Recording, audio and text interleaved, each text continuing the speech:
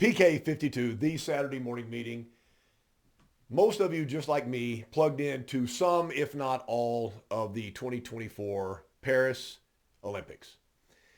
Gang, I was fortunate enough when I played baseball in college that I went to a university, Texas El Paso, that had one of the best track teams in the United States. Obviously, El Paso was tremendous spring weather, and we had people from all over the world come and use our track and use our facilities. Had some of the best throwers from the Scandinavian countries, had Jerome Deal, the sprinter. We just had a tremendous track team. Back in the day, you competed for a college coach. And depending on the level of the skill of that college coach, that's the training you got. The lifters, the guys that were field events guys, the hammer, the discus, Svein Volvik, Hans Armstrong, Tommy Solholm, they trained by themselves in the weight room. They didn't have a weight coach. They didn't have an agent hanging around them. They weren't paid multi-millions of dollars. They were heroes in their country because at that point in time, track and field was really European, and it was not a real giant thing in the United States except for every 4 years for the Olympics. Now, I do realize that athletes today are multimillionaires. Some of the people that have set the world records are multimillionaires, and they run on a professional track circuit. But all that put aside, you have 4 years to train for this one event. And I know the worlds just happen, and they happen every single year, but the Olympics is a whole different thing.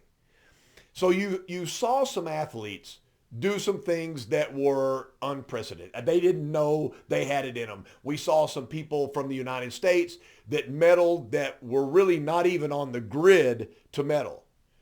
We saw Sydney run the 400-meter hurdles, and it doesn't make any sense that somebody in the world is that much better than trained professional millionaire track athletes, but it's a thing. It's just like anything else. What does it take? What does it take to be an Olympian medalist? Gold, silver, or bronze? What does it take to even make the finals in the pool? Some of the swimming this year was incredible. I mean, you've got Ledecky, who is, she's going to the LA Olympics and probably going to win there. When does that ever end? And what is her training regimen, and what is her mental capacity to be able to fight off everything the body wants to tell you to stop and to keep going? Now, I watched some of the ping pong that was amazing. There was even break dancing this year, and I have no idea how they judged that. The gymnastics were incredible, just like they're always incredible. They go to the next level. I challenge everybody that's listening to this to go back and Google the early 1900s Olympics and watch some of the athletes and some of the events they had and the differences between the athlete today and the athlete more than 100 years forward. It's incredible. Every human has the ability to push themselves to the next level. I don't know when that stops.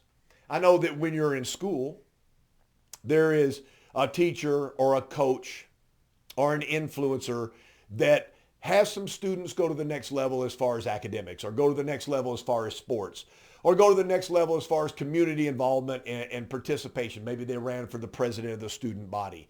But there was somebody that influenced them to do that, and it was probably outside their household. It wasn't at home. And then when does it shut off? It's so funny. I've had so many people over the last couple of years tell me, well, Kc, I'm getting older. And I said, well, you know what? The first time that comes out of your mouth, sometimes I watch people get out of their chair and it takes them forever to get out of a chair. But you know what? If you take them back 40 years ago, they were playing pickup football, pickup soccer in the park. They were running on a daily basis and everything. And there's something about humanity that it's okay just to stop. And I don't understand that. Most of the people that I talk to on this site, on my YouTube channel, you guys are following me because you're in a space where your creativity and your ability level is actually putting food on the table. And the better your skill set gets, the more food you put on the table. And you know what? It just feels good to be at the highest level of your game.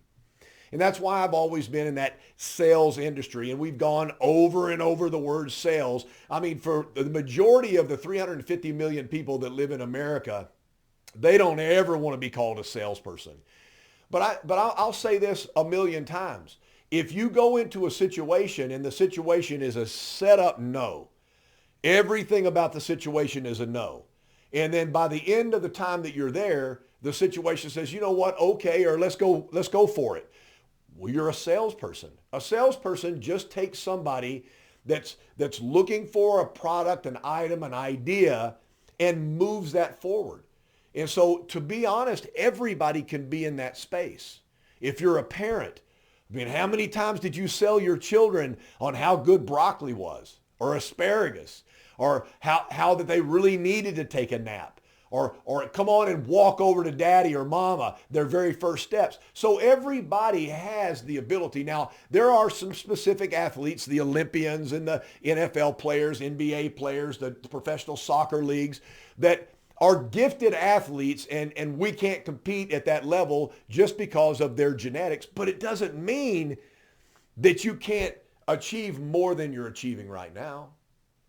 You know, I just want everybody to stop for a second and just look back at the Olympic Games and look at what you saw. You know, were you cheering for somebody you didn't know? Somebody you've never heard of before in your life? Were you cheering because they came from our country? Or were you equally impressed by any athlete from any country that achieved something that nobody's ever achieved before? Maybe an Olympic record or a world record, or maybe just the gold medal at that event.